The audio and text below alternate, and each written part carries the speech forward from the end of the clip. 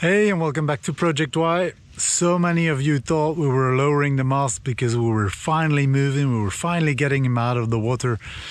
Unfortunately not. I wish it was true, but there was another good reason.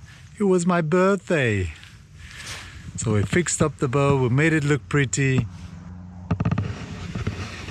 But so the next logical step on this rebuild is definitely getting her out of the water. But the quotes have been given for a crane and a truck to move her are just out of this world. It's crazy expensive, so I'm looking for other alternatives. Now, towing her to a fixed crane was also a possible solution, but then I'd have the accommodation costs on site, and then time really becomes an issue. And I don't like the time pressure on this. So in the meantime, I'll just have to keep doing whatever I do on board of this boat to make it look pretty. Come along.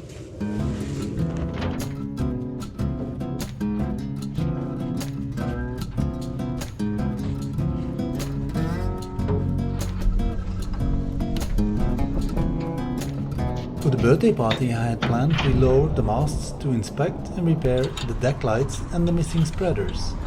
My son came to help us as we didn't want to take any risks because, let's put it mildly, the condition of the masts was far from optimal.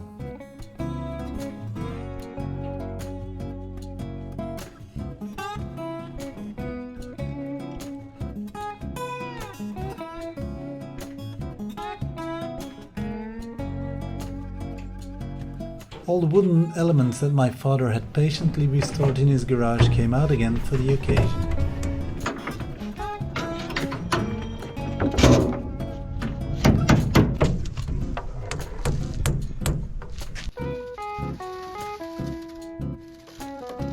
The navigation lights were reconnected, finishing trims and external helm on the flybridge saw daylight once more, and the steaming light is back on.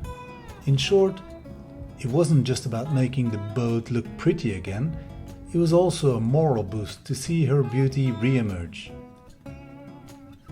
And many people walking by shared their appreciation.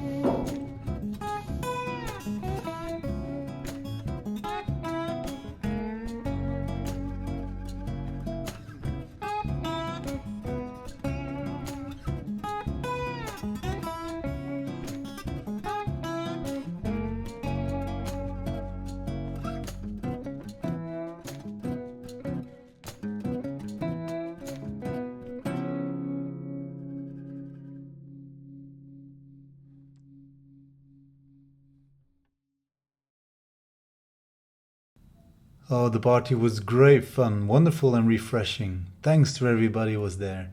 But a few days later, it was back to business as usual. Remember the master cabin? Yeah, the one where the new paint was peeling off the walls. Well, I keep putting it off a bit, but I work a little bit every free day. So let me take you through my workflow.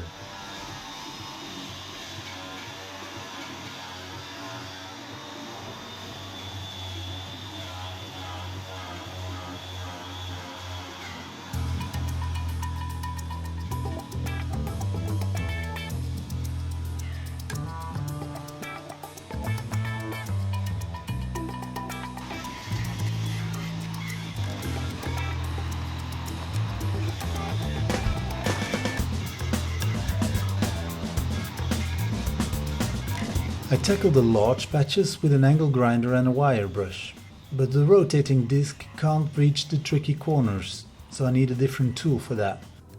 A needle gun is a perfect candidate, but my compressor is a bit too small to handle the entire master cabin with a pneumatic needle gun. So I bought this little handy add-on. There's a link in the description if you're interested. It costs around €100 and it fits in any drill with a hammer function and an SDS coupling.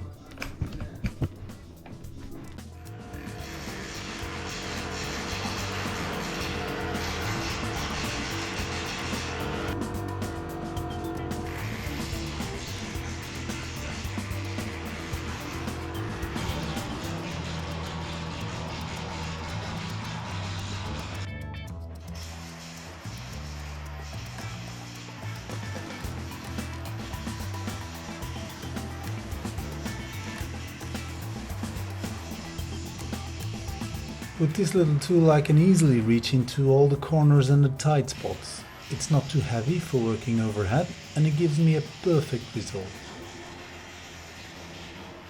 Once I've gone over everything, I blow out the remaining dust particles from the areas I'm working on and then vacuum the entire space thoroughly.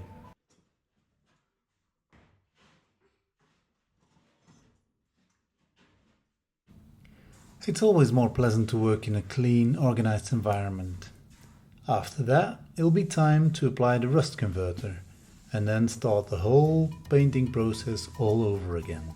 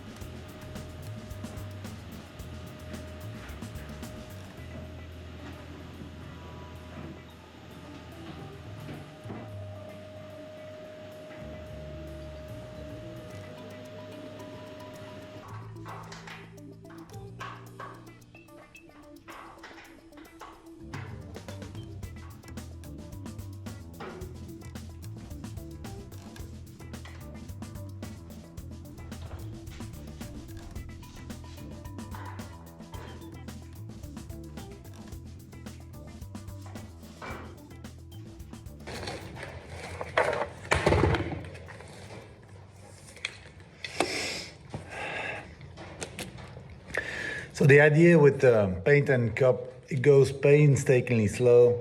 That's why I chose the plant sprayer, and that speeds up the whole process a lot. Oh, and don't forget to rinse the nozzle of that plant sprayer because the acid eats the plastic away like nothing.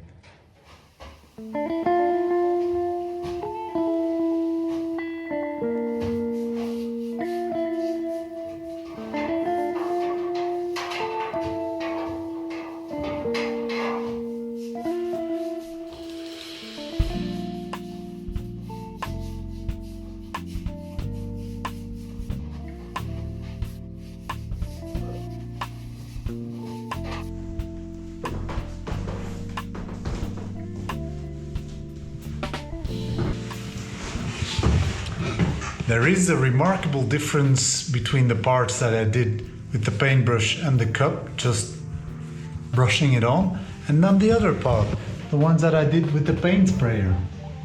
And I lightly touched up with the brush afterwards. There's a lot less cleaning up to do on this one.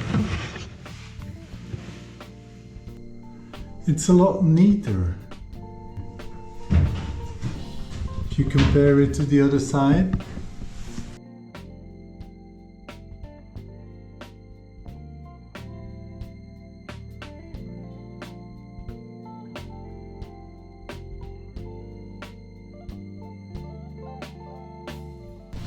A long time ago I repaired the portholes and added new steel where needed. Now it was time to finish them off. And after applying a layer of epoxy filler, I can sand them back to their original shape.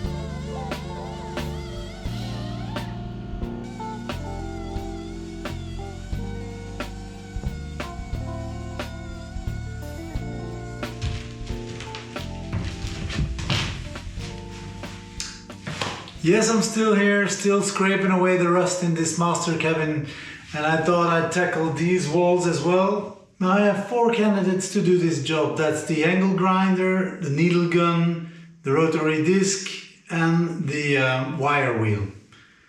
Which tool is best? Let's figure it out together. Follow me.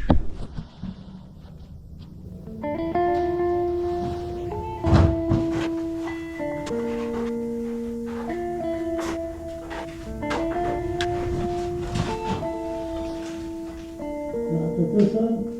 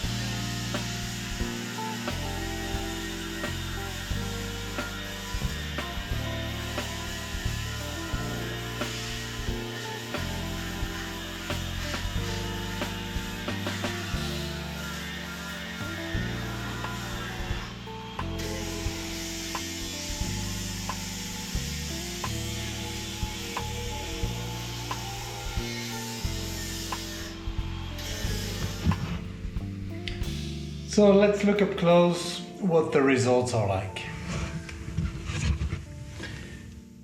The needle gun leaves a very coarse but nice finish, and I can get into all the nooks and crannies. It's in a perfect condition for paint. Time-wise, I had the feeling that all 4 tools did exactly the same, or almost exactly the same. I'll put the timings up here so we can see, but basically I didn't feel any difference. The larger the tool, the heavier it is and the harder it is to get into the nooks and crannies, so take that in consideration. This is the 40 grit sandpaper. Pretty smooth, pretty easy. I could almost get into everything there. You could still see there's a little boulder up there that I need to needle gun out or use a smaller tool. But apart from that, it was quick. The third part here, this is the angle grinder with an iron wheel on it. It's very easy. I can see that this joint is very clear and very clean, so I'm very happy with that. Can get almost everywhere I wanted to.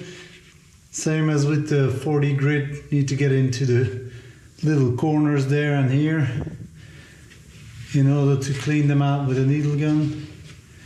It leaves a pretty polished finish.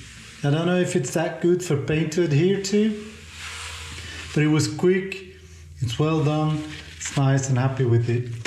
And then the last one. This is a turco disc. Nice finish, perfect for paint.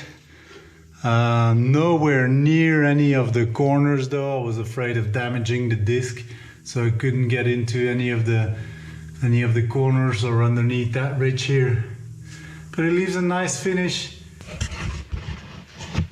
I think the verdict is that I'll need a combination of all my tools in order to get these little squares beautifully and ready for paint. I'll leave it at that for this week, my dear friends. Thank you for following me along on this journey and giving me the needed support. It can sometimes be very exhausting, but I love seeing your comments and it gives me the needed boost to continue on this huge project. Hopefully soon there'll be news on when the boat gets out of the water. But until then, all the best. Love you. Calm seas. Bye bye.